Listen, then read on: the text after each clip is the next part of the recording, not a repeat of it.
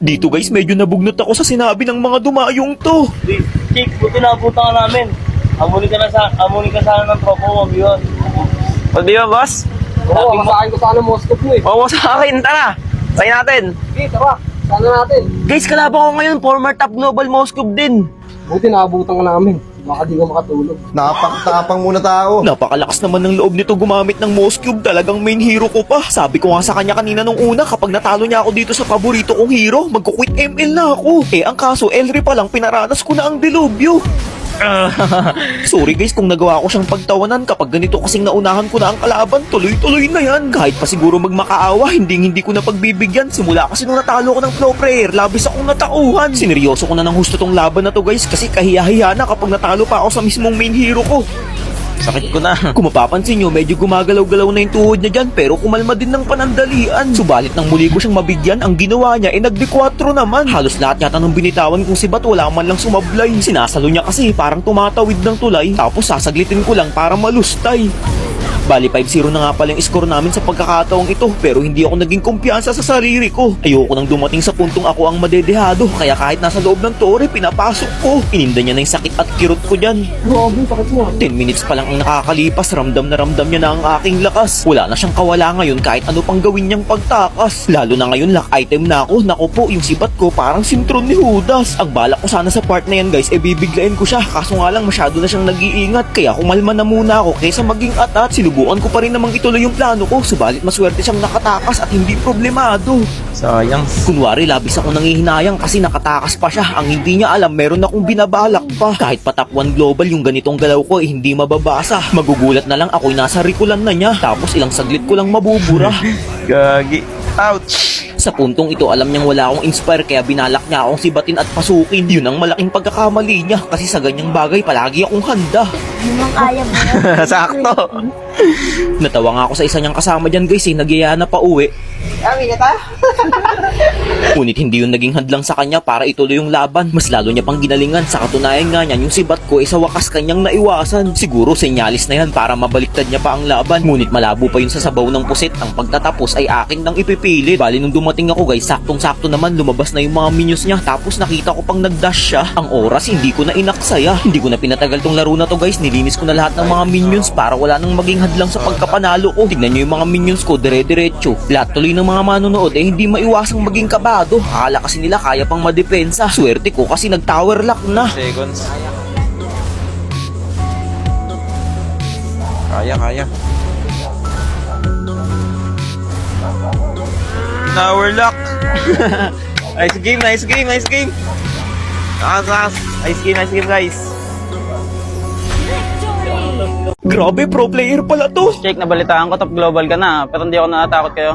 Round, biwan tayo. Wala akong kaalam-alam guys, pro player pala tong nakalaban ko. Tingnan nyo, napakarami niya ng laban na naipanalo. Wala nang intro-intro, early pa lang, kinawawa niya na talaga ako. Ngayon lamang ako nagkaroon ng kalaban na Clint. Grabe, napakasakit pala nito. Hindi ako pina-score, sobrang sakit sa ulo. Bali itong dumayo nga pala na to guys, 400 yung highest star niya. Napakalupit magralo. Hindi tuloy ako makapag-focus at palagi na lang nakayuko. Ibang iba talaga yung galawan ng mga pro player kung ikukumpara sa mga nakakalaban ko. Tingnan nyo naman, kahit nagpa-farm ako, nasusundan niya pa rin kahit saan akong lupalop ng mundo. Ang tangi ko na lang tuloy nagagawa ay tumakbo ng tumakbo. Pero kahit anong takas ko, sinusundan niya talaga ako. First time sa akin nangyari yung ganitong sitwasyon. Ganito pala ang pakiramdam pag yung kalaban mo nasa kondisyon. Kita nyo naman guys, kahit napipitas niya na ako ng ilang beses, wala kayong makikitang reaksyon sa kanyang mukha. Kahit ako'y patawa-tawa, ang pagiging professional ay pinapairal pa rin niya. Balak ko sanang mag-cut ng mga minions sa pagkakataong ito kasi sobrang gap na ako. Pero kita nyo naman, di niya ako pinagbibigyan. Napilitan na tuloy akong gumamit ng inspire dyan kasi naipit na ako sa kalagitnaan.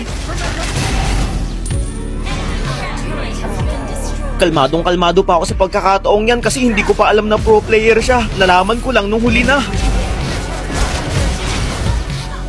Sobrang snowball na rin siya. Isipin nyo, 9 minutes pa lang yung nakakalipas. Kawawang-kawawa na ako. Biruin nyo, tumipi na lang ng tumipi siya sa harapan ko. Kung iniisip nyo guys na makakambak ko pa to, nagkakamali kayo. Napakalabo. Tignan nyo naman, tinatayo-tayuan nyo na lang ako. Pero guys, sinasabi ko sa inyo, kung alam ko lang na may dadayo na ganito, nagpractice ako ng 2 linggo. Siguro naman sapat na yun para makasabay ako sa kanyang pagiging pro. Ngunit huwag siyang mag-alala, babalikan ko siya kapag natalo ko si Kelra. Kahit na ganun naman ang nangyari guys, pinilit ko pa rin mabaligtad tong ralo, pero walang-wala talaga. Kumbaga siya, Kaya praktisado ako, parang kakagising lang sa umaga. Di ko nga alam, panaginip lang ata tong ralo na to eh. Kasi isipin nyo, pro player dadayo. Tapos wala man lang akong kahanda-handa. Dapat kapag ganito yung haharapin ko, palagi akong preparado. Para kung sakali, hindi ako nadudurog ng ganito. Napakasaklap pa ng gagawin niya sa akin dyan guys. Aantayin niya ako mabuhay sa labas mismo ng base ko. Yun bang spawn trap ko no? Subalit tignan natin kung magagawa niya ba yun sa isang katulad ko. Kahiya-hiya naman kung mangyayari pa yun sa idolo nyo. Makakabalik na ako sa loob ng 7 segundo. Sabi ko sa saliri ko, quit ML na ako kapag napitas niya pa rin ako sa loob mismo ng base ko. Inhibitor turret is under attack.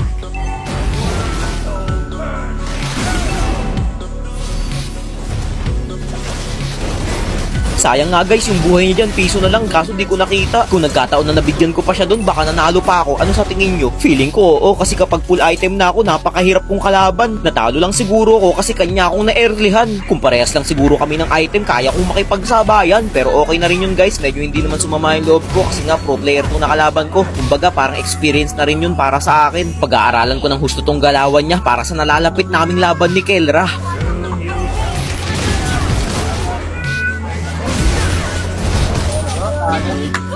Nice game.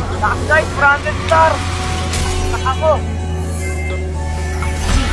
Gagi guys, gabing-gabi may dumayong babae sa amin oh. Parang yun yung nakalaban ko nung nakaraan. Tinalo ko na yan ah, bumalik na naman. Eh no, parang tinatanong niya ako kay kuya. Gagi, sinong kausap niya? Wala naman ako doon, ano? Gusto niya naman madurog. Ayun, lumabas si kuya, kausap niya.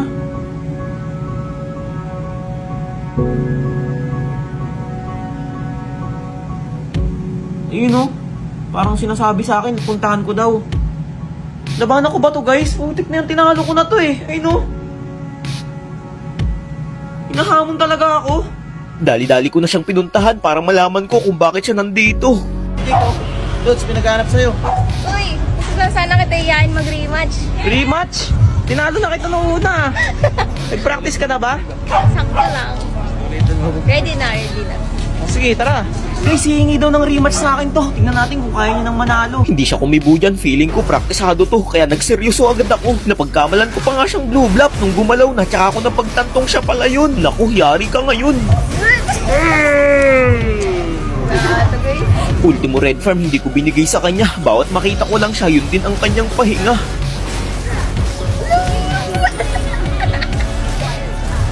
Ginamitan ko nga pala siya ng helicopter technique dito. Pero syempre, bago yun, inantay ko munang makita ang kanyang anino. Napakagaling niyang manghula kasi alam niyang nandito ako sa damo. Tamang-tama ang kanyang hinala, kaso ang kapalit nun ay kanyang pagkawala. Ay, Nais ko lang sana umuwi upang makapag-dep muna. Subalit bakit nagpakita na naman siya? Bali sa part na to, hindi na siya makalabas ng base kaya hinarang ko na agad yung mga papalabas niyang minions. nasa mas mo dyan eh. Gagawin ko dito. Display. Gawin na pala. Ano? Nasakit! Kamuntikan na ako dun, buti sumang-ayon sa akin ang panahon. Na, ito to. 0-6. Napakalupit ng prediction na gagawin ko dito guys, panoorin nyo kasi 3 seconds bago siya mabuhay, bumitaw na ako ng sibat dyan. Ay! Wait! Ano mo? Ito to. Di pa yan. Tapos. Sen! Tapos. Dipit.